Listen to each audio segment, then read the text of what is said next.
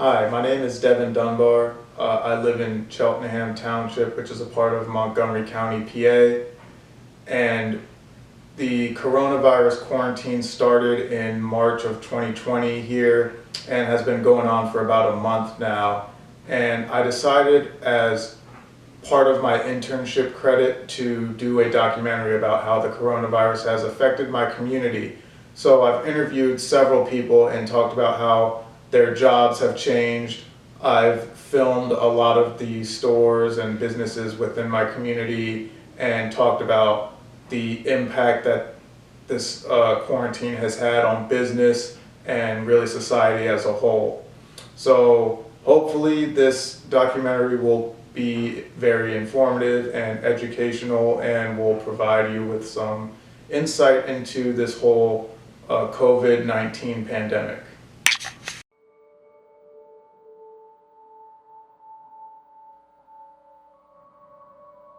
This is my neighborhood. I'm walking around outside so I can get some fresh air, which is something that's much needed during this quarantine period since too many people are cooped up in their houses.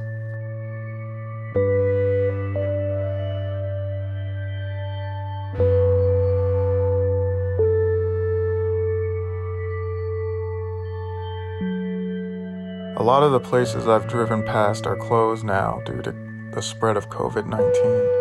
A lot of stores are going out of business. A lot of people are without jobs or getting laid off. It's a really unfortunate situation for everyone.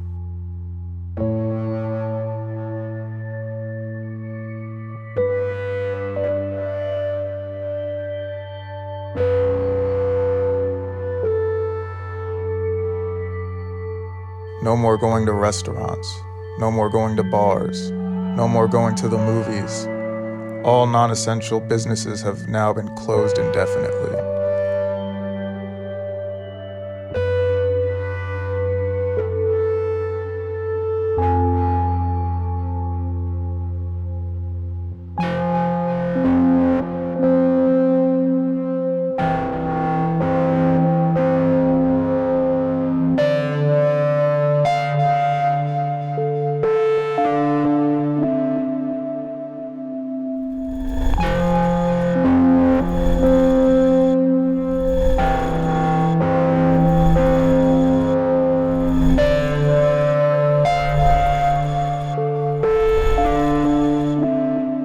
One of the most drastic changes in the wake of COVID-19 is the education system. All schools are now moving into an online system of learning, and this has brought about many changes for both teachers and students alike.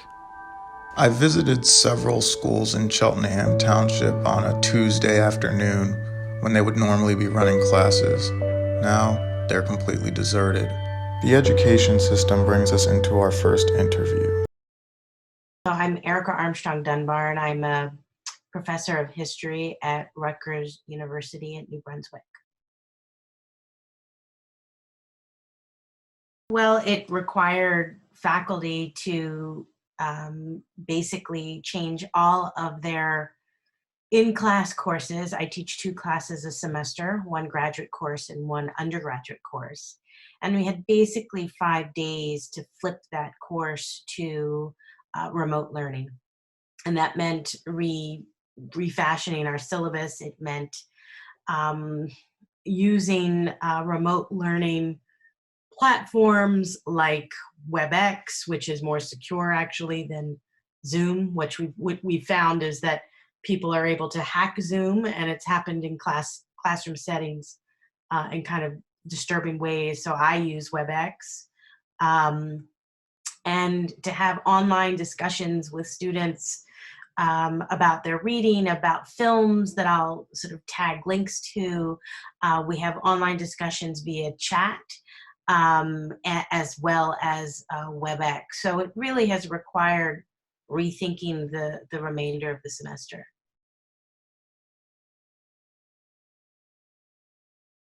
I don't know if I would say it's hurting their ability to learn. I would say that it's a very different learning experience and that it might work really well for some. The thing about remote or distance learning is that I do believe it's actually it's important because it allows those who don't have the opportunity to show up for class from 10 a.m., 9 a.m. to 3 p.m., the traditional hours of on-campus learning. You know, there are many students who have jobs or families, and they can't access education because of that. So in some ways, online or remote learning creates access for some. So I support it for that reason. However, there's nothing that, there's no way to compare online or remote learning to what you get in a classroom, from sitting next to peers to having this kind of important conversation and dialogue. It doesn't translate the same way on a remote learning platform. So I wouldn't, to answer your specific question, I wouldn't say that it's hurting students. I would say that it's forcing students as well as faculty to adapt to this kind of unprecedented moment and to be flexible with this new learning platform.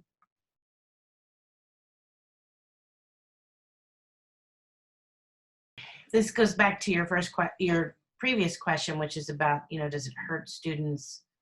Will they be able to learn as much as they should have learned? I think that it will be almost impossible um, to evaluate this year's learning and to compare it to a traditional year. Because aside from the fact that it's a new learning platform, students are dealing with stressors the way that adults, instructors are dealing with pressures. Some are home with parents who are sick. Some are without meals because they count on those meals from low-income students in particular, count on meals from, this is K through 12, from school, breakfast and lunch. There's some who are having to pick up and manage responsibilities at home, caregiving for children, for the elderly. So there's absolutely that, in addition to the anxiety of living through a pandemic, makes it almost impossible to focus and concentrate the way you would typically during a school year. So I don't think there's any way that students are really going to be able to retain as much content knowledge as they typically do. But I don't think that that's just a measure of online education. I think that's about the moment in which we live right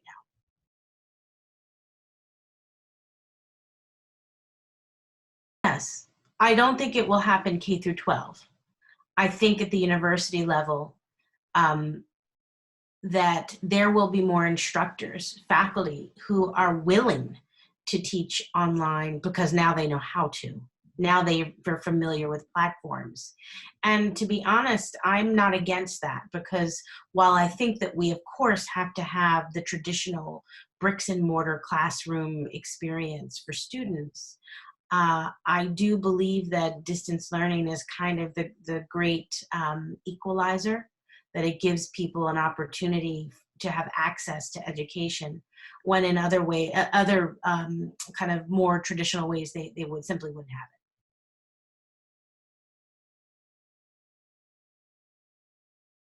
it. My advice would be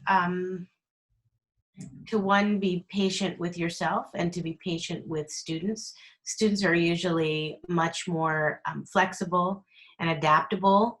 Many of us are already using some type of classroom management, online classroom management, whether it's Canvas or Sakai or Blackboard. Many of us are familiar with it. By the end of this semester, we will all be accustomed to it. And my advice would be to take this time to be generous and to be patient, that this too shall pass. It will take some time, but that ultimately it's our responsibility as educators to do the very best we can. Even though the situation is somewhat difficult, we're actually very fortunate that technology allows us to move forward and to carry on some kind of education. If this had been 30 years ago, basically there would be nothing happening. So as a historian, I always look to the past to sort of think about the present and the future. And so I'm grateful that technology allows us to stay in contact with one another, but also to maintain the kind of goal of educating our students as best we can. It's important that during this time people take the proper health precautions. There's now a line outside the Acme Market where I typically go for grocery shopping. Many people are now wearing face masks and gloves to prevent themselves from getting COVID-19 or spreading it to others.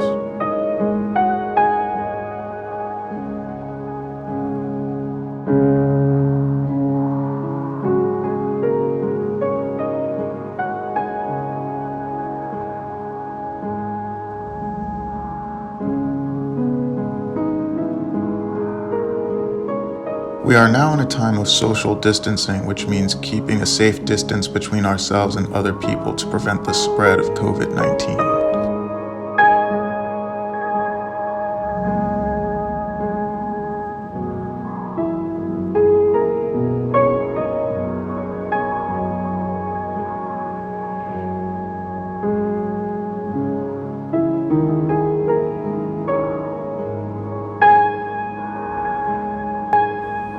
The next interview will focus on the health aspects of COVID-19.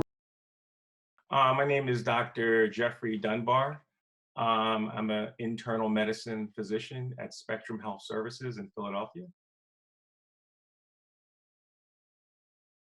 In lieu of the COVID-19 pandemic, what we've done is adopted a telehealth model whereby, given the number of physicians I work with, we're able to take turns going actually into the clinic 1 day in 2 weeks. So basically 1 day every 2 weeks, I go in to see patients that have to be seen in person. There's certain kinds of visits, obviously, you cannot do over the phone.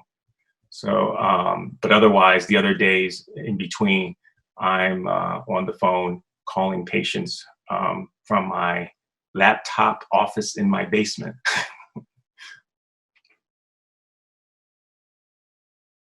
I would not say I feel overwhelmed, at least not yet.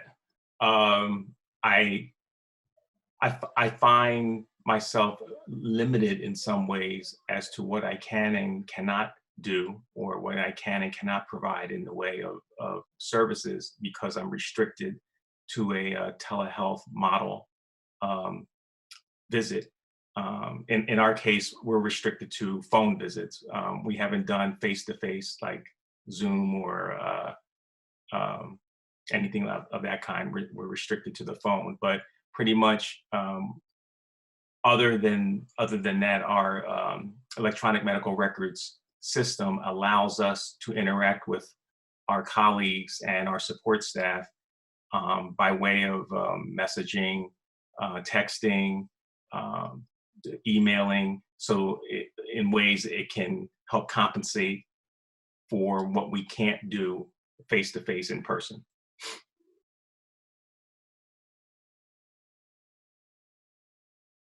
All right, so that's been an evolving concept. As you may be aware, COVID-19 is a new virus, a new form of a virus known as the coronavirus. And this virus is spread technically through droplets. What's that mean? That means, for instance, sneezing, coughing. If you are a close talker and spray your words as opposed to say your words, same thing. However, in the last several weeks, there's been some debate as to whether or not being in an enclosed space, whereby perhaps speaking and laughing can sometimes spread enough droplets in the air to help facilitate transmission. So again, this is an evolving concept, but as of now, it's any kind of droplets that come from the mouth and make contact with your eyes, nose, and/or mouth.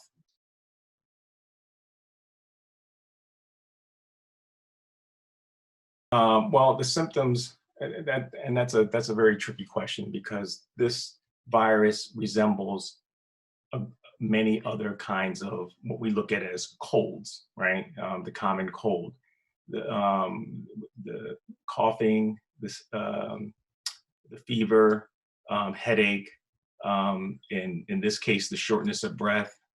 Now, the, the what makes this illness distinct compared to others is how quickly the symptoms progress and the severity of the symptoms. Okay, so from what we're hearing now, in the last several months, it appears as though the symptoms initially start off with fatigue, a high fever, and a hacking cough, more like a dry cough, and then what comes soon after that is the inability to breathe comfortably or breathe freely. One describes it in many ways. One described it as an elephant sitting on their chest. One felt like there was a tight belt wrapped around their chest, or it was just that they were too weak to take good breaths. And of course, the problem with that is that we all need to breathe because our bodies need oxygen in order to function.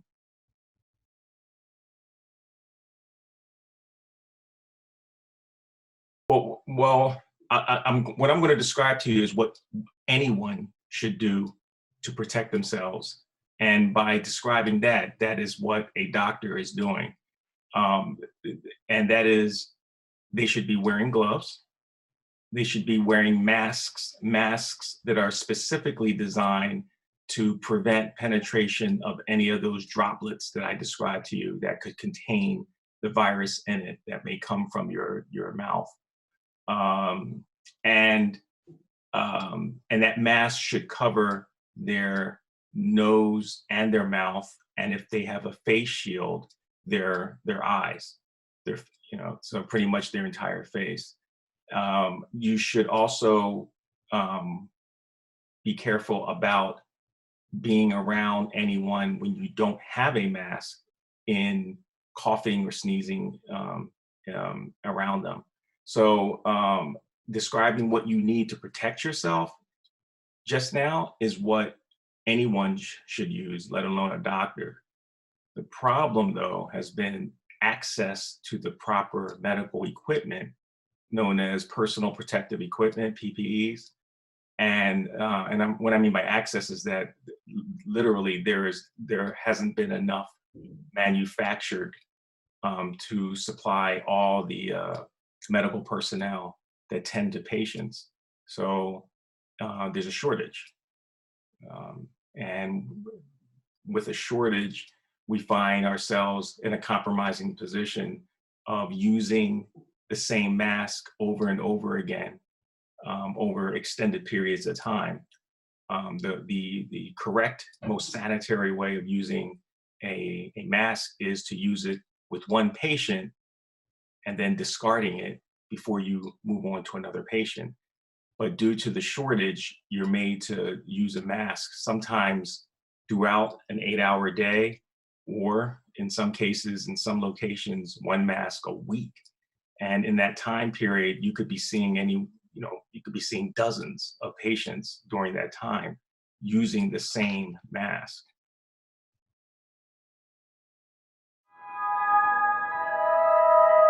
I went for a walk in Pennypack Park with my family. Most of the public parks have closed due to COVID-19, but luckily this one is still open, which is a good thing for the people who really need to get out of the house and get some fresh air.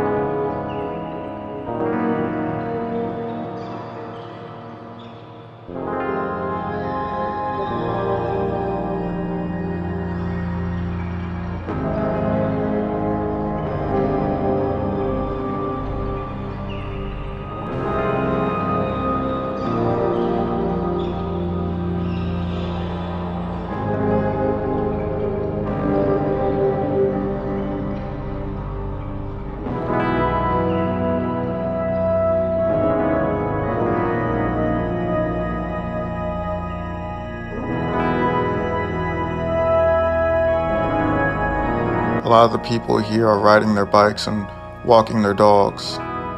The next interview segment will be with two people who work as veterinarians. My name is Anthony Carty. I am a clinical veterinarian and the Assistant Director for Diagnostic Services at University Laboratory Animal Resources at the University of Pennsylvania. So my name is Dr. Angela Cooper Carty. I'm a veterinary associate. I work at multiple clinics, but the closest one would be Hopewell Veterinary Hospital in Jenkintown. I also work for Banfield, the pet hospital. Yeah.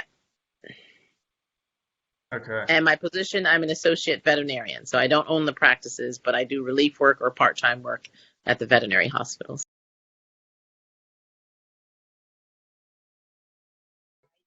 Fairly simple. My time is split 50-50 between providing clinical care for animals that are part of our research projects on the Penn campus, training residents. We have at any given time 6 residents, training preceptors and interns, and also looking after the health and well-being of the, I would say, probably 35,000 cages of rodents that we have on campus. I'm a veterinarian, so we mainly do preventive medicine if we can. We want to prevent the animals from getting sick. But some animals, like people, do get sick. So our job is to triage, if it's a hit by car or some of the animals are very mature, and end of life services are important. So even though it's COVID-19, which is very important, we can't have people at home with animals that are just dying. We can get diseases from them. So we have to make sure that we're taking care of our public health obligation, which is to keep humans, the environment, children safe from any other diseases. So we're urging patients to only bring or call in if it's something that's of urgency. So I want to prevent or treat medical issues. Both.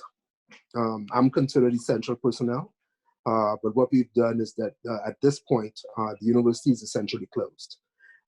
We have scaled back a lot of the active research projects right now, but we still have large numbers of animals on campus that still require our care and maintenance and treatment if anybody should require that. So what we've done is, in my group, there are 6 senior veterinarians and 6 residents. Initially, we were going in 2 senior vets and 2 residents every day, sort of on a rotating basis. So I would go in one day, and then I wouldn't go in until, if I went in on a Monday, I wouldn't go in until on a Wednesday. And we did that for the first 2 weeks. We've been out just about 3. This is the 3rd week. Things have slowed down to the point now where we just have 1 senior vet going in and 1 resident going in. So I'm usually going in once a week unless something comes up that requires my attention, and then I'll go in for that. But basically, I am working from home. Part of the time I teach at I teach at the veterinary school. I've done that virtually. I taught 3 classes this week, and next week I have 1 more. I'm also an adjunct professor at Drexel, so I teach there as well. But what helps with that is that they are. I made some pre-recorded lectures for them about 2 years ago, and they can use those, which is kind of cool. So I don't actually have to go there. So that sort of worked out. But that's for all intents and purposes what my days look like now. So public health has to do with humans and also animals. So we have to make sure that the animals are up to date with like a rabies vaccine, that they don't have any GI issues or urgent medical care issues. So the schedules have changed, but I am working, and we've changed our approach according to the American Veterinary Medical Association. We're considered essential health workers, and we have the staff, the technicians and nurses gown up or put on gloves and masks, and they go out to the cars to get the animals to bring them into our hospital. So we're limiting or have completely eliminated contact with owners other than being outside in the car. So what they do is they come up to the clinic and call and say, you know, my dog is vomiting, or, you know, he's having these issues. And we tell them, as soon as you come to the clinic in your car, call. Someone will come outside, ask you some information, and we stay away, at least 6 feet away from them, and then take the animal on the leash and bring them into the hospital. And we do our exams, call the owner by cell and say, this is what we found that's going on, and this is how we need to approach it. So we communicate mainly by phone, or I've gone out to the car with a glove on and mask and, you know, answered any questions or anything.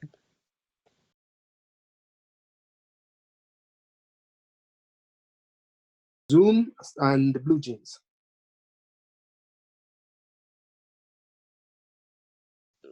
We can't get it directly from them like they're droplets. There's a different coronavirus that dogs carry. But if, say, someone were to sneeze that is positive for that, we haven't had any cases of that in veterinary medicine, but we do want to take precautions. So if you've seen someone sneeze and how they study that, you know, those droplets can go pretty far.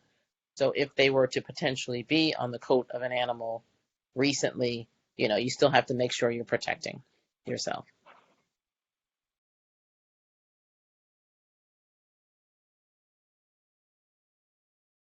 No, it's so like I mentioned, I look after the general health of the rodents on campus.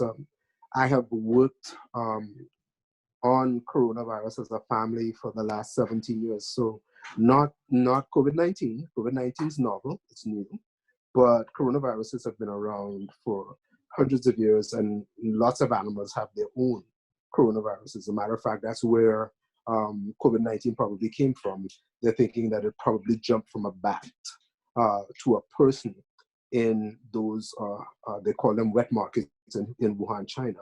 So what I've been doing is following CDC recommendations. And what I also say to people is, you know, coronavirus spreads highly contagious and pretty much across all species. But the plus is it doesn't do very well for very long outside of the body, and simple things like soap and water will kill it. You wash your hands, you will kill. If you wash your hands for 20 seconds, it's more than enough to kill the organism. Try your best when you're outside, if you're doing things, not to touch your face if you can. It's fairly simple, and with respect to you know, staying at home and sheltering in place, that's what we've been doing. We take that literally. Apart from going for the occasional walk, taking my dogs out for a walk kind of thing, we haven't seen the inside of a supermarket in a couple of weeks. We do only the very essential things that you need to do in order to be outside. If you're not outside, you're not exposed. And I have a medical condition that's somewhat chronic, so I have to be careful because of that. So yeah, basically all of us, we've pretty much been in the house most of the time. Angela, like myself, you know, Angela is also a veterinarian. Veterinarians are considered essential personnel, and she's usually out to work you know, a little bit more than me, sometimes 2 to 3 times per week. She's out to work today. Always wash my hands, usually between cases, and definitely when I come, before I leave the clinic. I don't know what I touched last. Did I touch something that's potentially dangerous to me and to my family? So I always make sure, you know, wash hands. And now with COVID-19, washing more so in between cases. And then when I come home, using my clothes and putting them in the laundry right away, keeping my shoes, you know, downstairs or away from the family, laundering things a little bit quicker. Also, we wear masks and also gloves, rubber gloves at work. So lots of hand sanitizers. Yeah, and then certain places will let you wear a gown all day to protect you from anything. Pets, if someone is exposed to the virus and say sneezes and they drop get on their animals, then they can potentially spread the virus. So we have to be careful and wear gloves and make sure we're protecting ourselves as well as protecting the owner.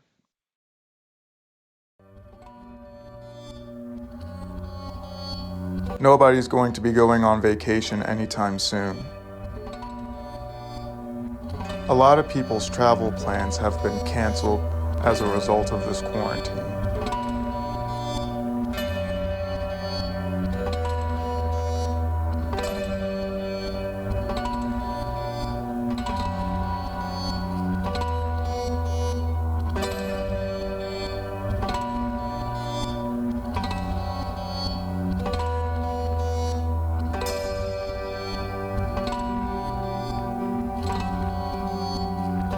Nobody can go to concerts, or go to amusement parks, or even relax at a nice resort.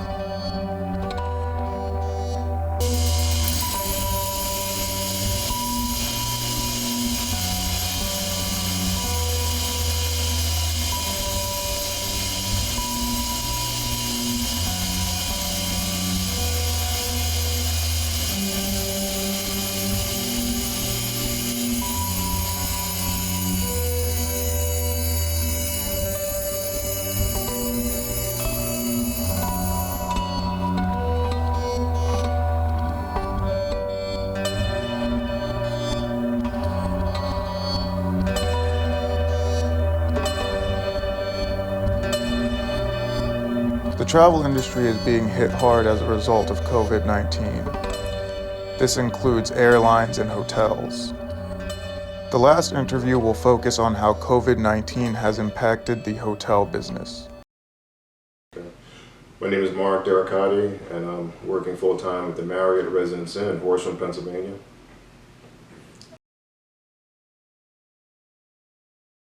I wear several hats. Primarily, I'm serving food in the morning, and also in the evening we have a social or mix in which we have hors d'oeuvres and appetizers for the guests that come down during that hour and a half. Have a little music playing, also serving beer and wine to those who are 21 and over. And sometimes offering my assistance at the front desk and wherever needed in the gatehouse, which is the hub where the front desk area is for reservations.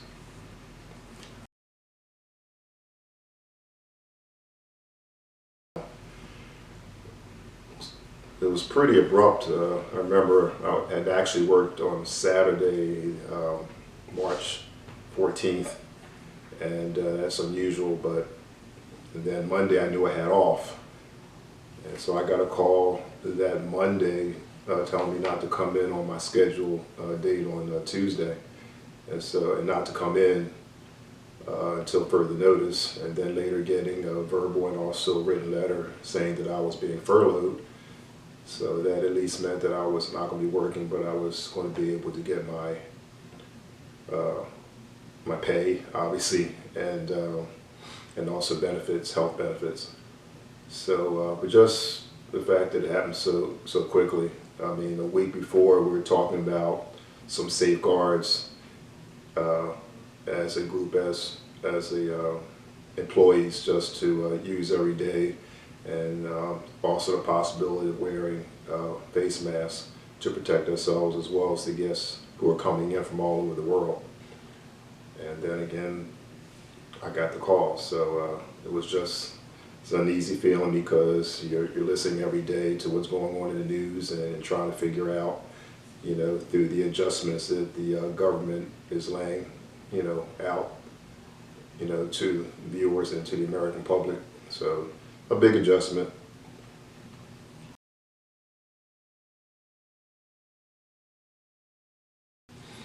It's been approximately 3 weeks now, which seems like an eternity, and I'm sure most people feel that way. You kind of lose sight on what day it is, and you know, thinking it's longer than what it actually has been, because you're at home and you're doing things, activities or lack of activities, you know, with your family and close friends that are keeping you restricted. So that's, I guess, the biggest thing for everyone. And also fighting off the temptation to want to go out and do normal activities, which is not a good idea, because all of us, need to stay at home at all costs as much as possible and just go and do things that are essential.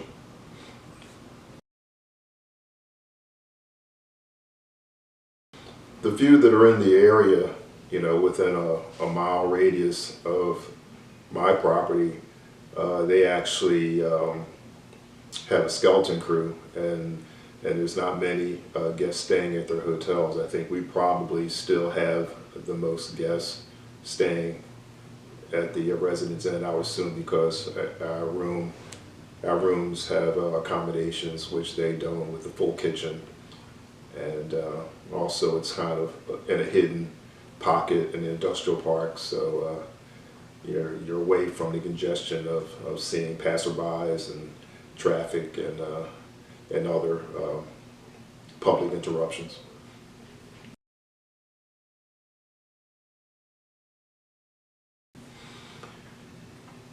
Well, optimistically, I'd say yes, definitely. We have to.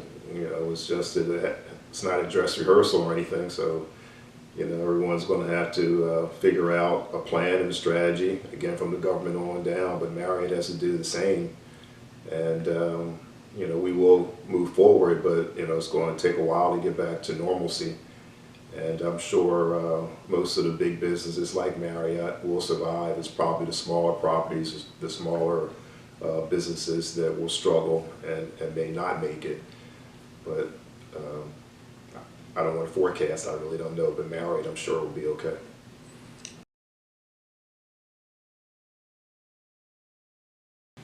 It's been tough. It's been tough because you're, again, convicted to the home, and you're seeing faces and your pets, and a schedule and an environment that usually is for after work and for resting. And so the temptation will go out because it's a nice day, or because you want to get something to eat that's different from what you have in the pantry. So I imagine, just like everyone else, you're working through it, and so am I, so are we, and we'll make it through.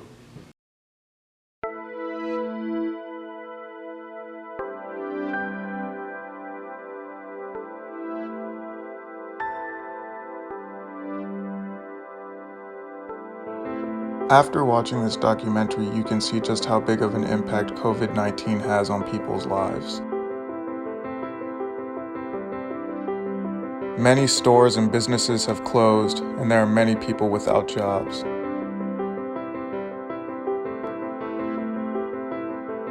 This current situation has a lot of people frustrated and angry.